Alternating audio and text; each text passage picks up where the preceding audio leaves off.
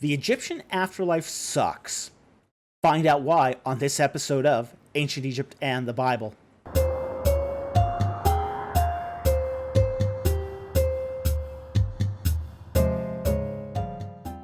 The Egyptian afterlife promises little and delivers little, and it has little in common with the Christian view of the afterlife.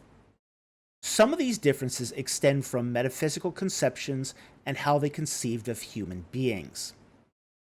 Regardless of the origins of that understanding, the Egyptian afterlife sucks.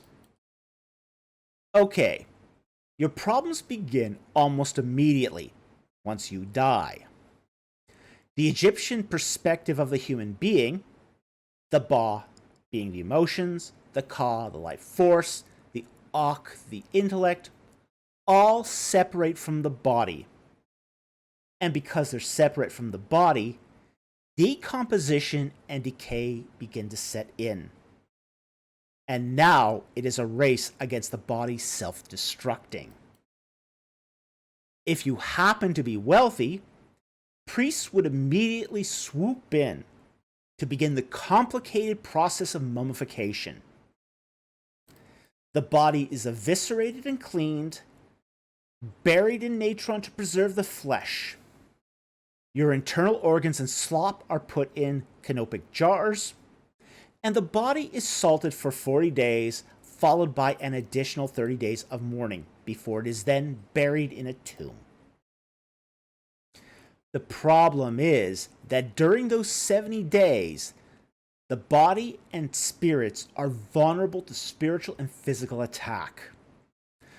Your Ba, Ka, and Ak spirits are still lingering with the body and have not yet descended to the underworld. If your priest botches the mummification job, which did happen sometimes, the body could undergo decay that could result in chunks of flesh decaying off, or even some of your digits falling off. This maiming of the body can be reflected in your spirits, so that it can lead to you not having all your body parts in the afterlife. So then, let's say, just for the sake of argument, your priest did a good job at mummification. No guarantees there, that's for sure. But let's just say he did okay. After your body is buried in the tomb, the Egyptian jackal god Anubis escorts you to the underworld. But after that, if the magical spells were misspoken, your spirit could be abandoned by Anubis and be on your own to navigate the nature.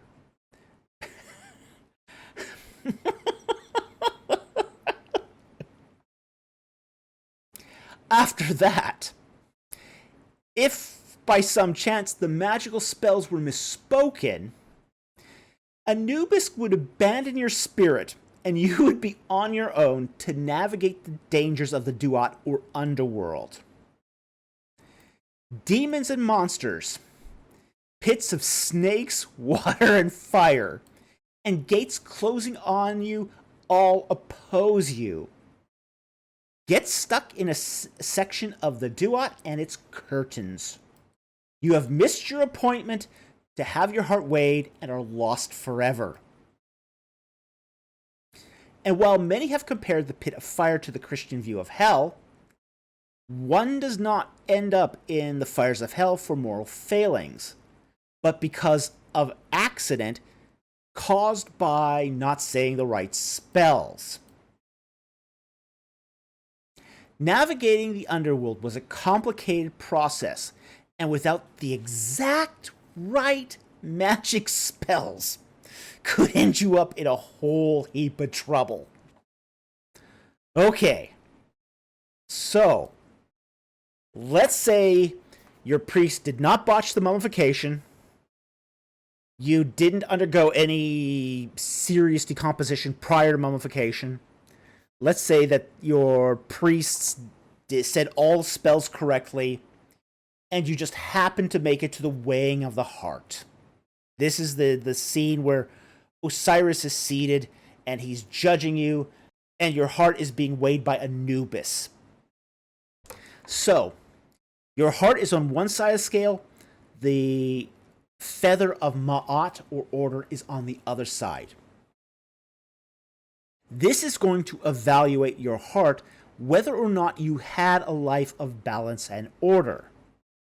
If your heart was heavier than the feather of Ma'at, your heart, the Ib, was fed to the goddess Amet.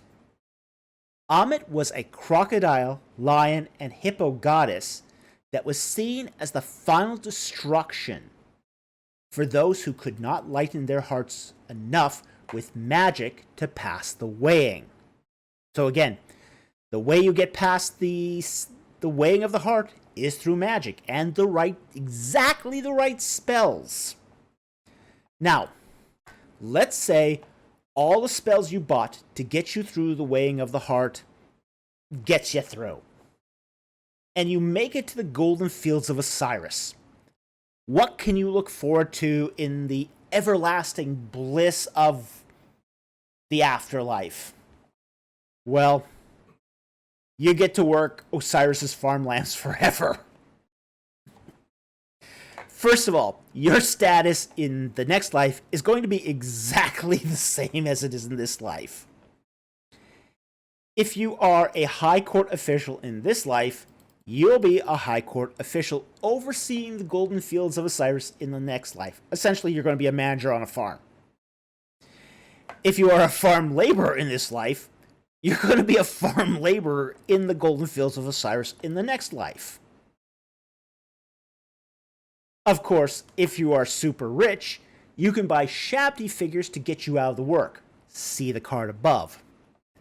It seems the rich use their privilege even in the afterlife. In conclusion, the Egyptian afterlife sucks. The journey is dangerous, uncertain, puts too much in the hands of the priests, and gives the deceased little to no benefit. Anyway, I hope you enjoyed that video and want to avoid the Egyptian afterlife at all costs. Thank you very much for watching. I hope you enjoyed this, and I will see you next time on Ancient Egypt and the Bible.